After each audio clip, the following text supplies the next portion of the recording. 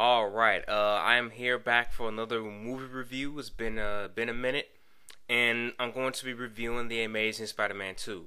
Now, before I get into the review, I want to mention a couple of things. First, I didn't see this in a movie theater because I had heard so many mixed things about it, and I really didn't feel like spending money on a mediocre to bad film. I was like, you know what? I'll wait till it comes out on home video to see it. And I wasn't really crazy about this new Spider-Man franchise to begin with. Like, when they announced that they were going to reboot Spider-Man, I was happy because there was nothing really left for me in the Tobey Maguire stuff. So, now with the Andrew Garfield Spider-Man, I was getting excited and I saw The Amazing Spider-Man 1 and I thought it was okay. I thought that the villain, the Lizard, was very bland and generic. He just didn't evoke enough a deep storytelling method or a deep.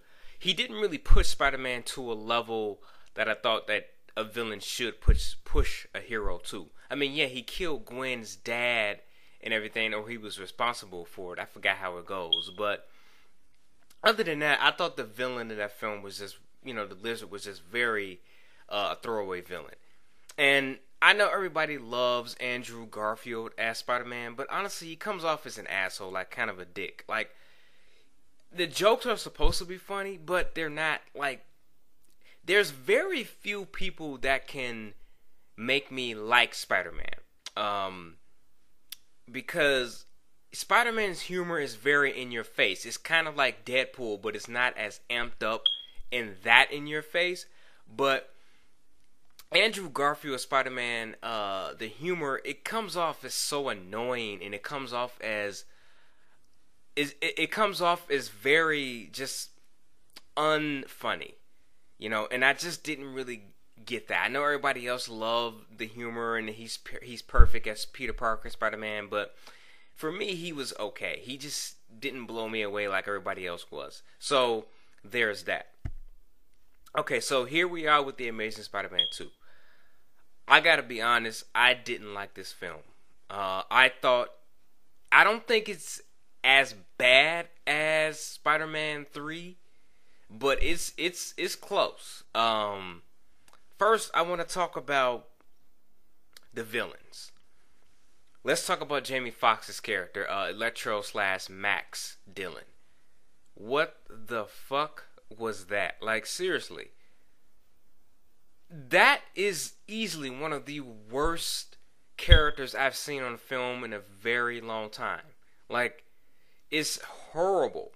I mean, the acting is good for what he was given, but it's terrible. Like, he is such a generic, I am a geek nerd, and I'm messy, and I have bad teeth, and, ooh, Spider-Man notices me, and, people don't notice me, and I'm so angry about that. It's so generic, like it's so 1995, like that's a character you would expect to see in like a old, what? He feels like he should have been in the Tobey Maguire Spider-Man franchise. That's what it feels like. Because, see, another thing about this franchise that I was hoping that they were going to do, because with this new Spider-Man franchise, they were like, we're going to play it a little bit more serious. Not Christopher Nolan serious or anything like that, but we're going to play it a little bit more. We're going to step back from the whole super goofy, in-your-face type stuff, and we're going to get a little bit more serious with the storytelling. And this is completely opposite. Like Max Dillon's character just feels like he should not be in this movie. He's completely out. I mean, when he becomes Electro, I'll admit it's cool. It's dark. The performance, I like that stuff. But Max Dillon, god awful. And Electro was pretty much useless in this. He wasn't really that much of a threat to Peter.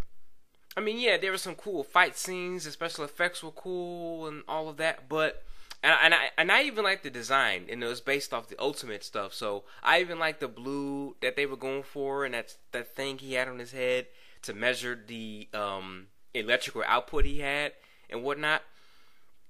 but he just fails to me as a villain. He's really, really suckish. He sucks. Just god awful, terrible villain. And then there was another villain in here, the Rhino. Oh God, was he awful. I forget the actor's name who played him, but what they did with the Rhino, I actually liked that they were. I think that's based off the Ultimate 2, but again, that character feels like he should not be in this film. He doesn't fit within this Spider-Man universe. He feels like he should be in the old Tobey Maguire Spider-Man film, the Sam Raimi films. It just, that performance was just like, oh man, this is terrible. But yeah, the villains in this movie were shit. And then we have the Goblin. I mean, I can't even call it the Green Goblin because it's, I don't know what. Harry is dying in this film, and he wants to be cured, and he wants Peter to go find Spider-Man to give him this cure so that he won't die. And of course, he blames Spider-Man for a lot of his inconveniences and stuff like that. He says Spider-Man isn't a person of hope. He takes hope away from people and stuff like that. And again, Harry in this film just didn't do it for me as well. The relationship he had with Peter was very phoned in. It wasn't fleshed out. I didn't really feel like they were friends because we didn't know him in the first movie. I mean, he wasn't there in the first movie. I mean, we get I think they had some flashbacks in this film, or he explained it in dialogue.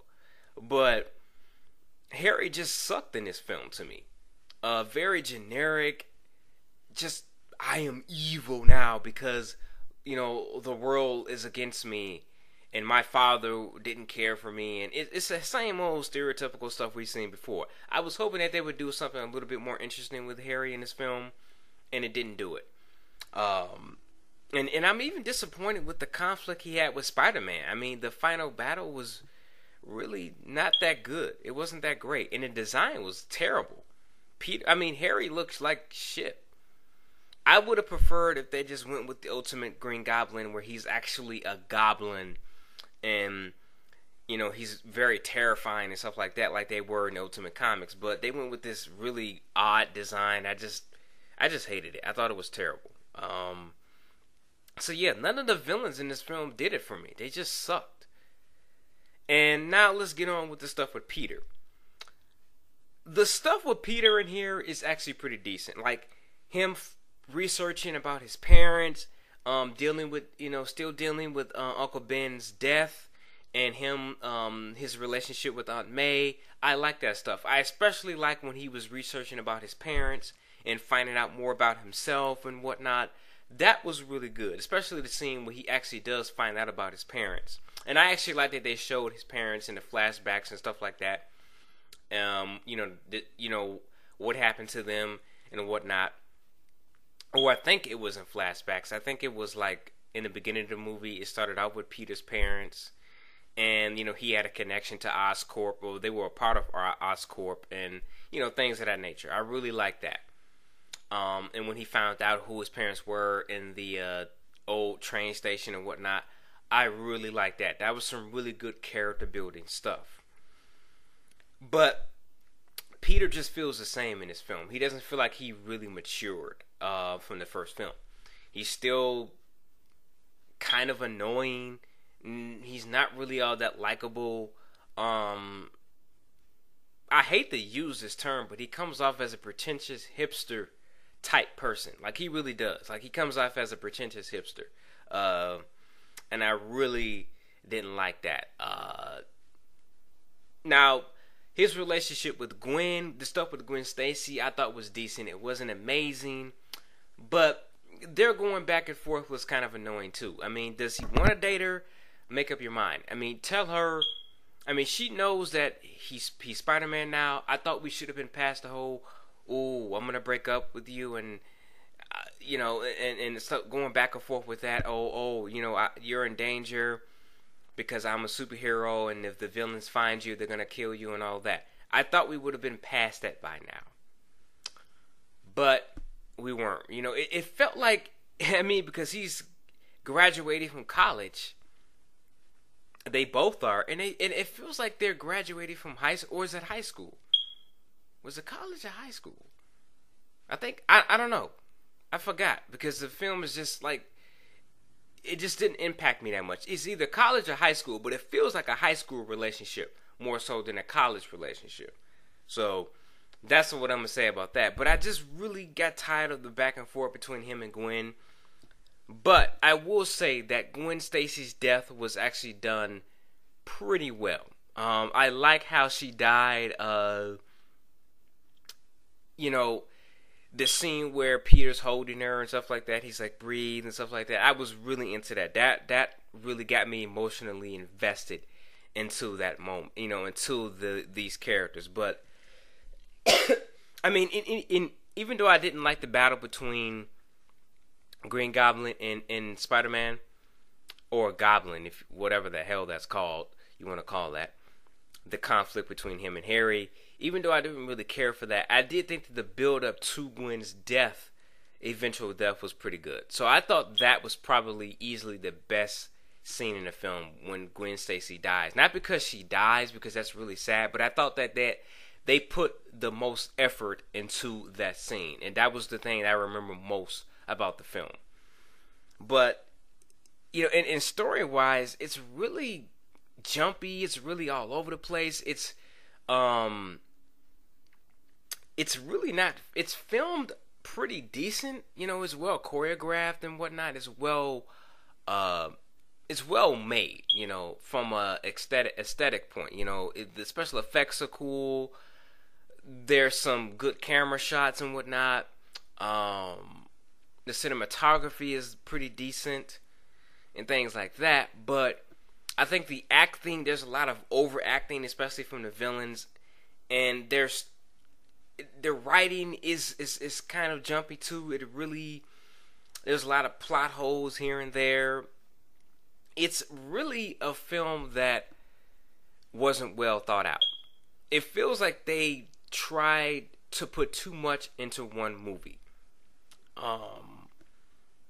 You know, like they were trying to, you know, set up the Sinister Six.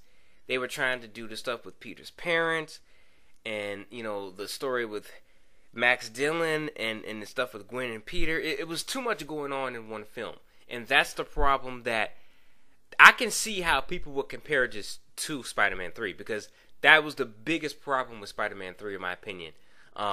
Was too much going on.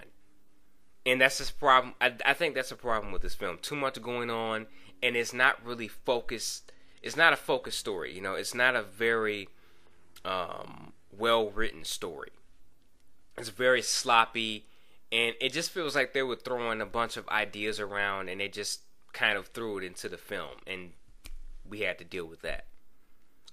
The soundtrack is actually pretty good. I did like the music. I'm trying to think of anything else positive I could say about the movie, because there's not really a lot I like about this film. I will say I'm glad I didn't see it in theaters, because I would have walked out like that was crap. You know, I'm sorry, I just didn't care for this movie. This franchise just doesn't have anything to. It's not doing anything for me. I'm sorry, but I heard that the next film is being pushed back, that there's some problems with the production or something for the next movie, but I just really don't think there's much left in this franchise. I really don't see how they can pick themselves back up from this, because it's so many missed opportunities in this film for me. So I'm gonna say it's worth a watch, but it's not something that I would want to watch again. If I had to watch it again, I probably would cringe and be like, really? I want this film? Not something. I would actually, you know what? I prefer Spider-Man 1 and 2 over this. Sam Raimi's films. Over these films. I think I actually prefer the first two Raimi films over these two Spider-Man movies that have come out from the Andrew Garfield franchise. That's just the way I feel about it. I would have to go back and watch the Sam Raimi films, but especially 2. 2 was so good, but this was just I really don't know how to describe it. I'm gonna say 5 out of 10 blood drops. Just it's not very good. All right, I'm out. Peace.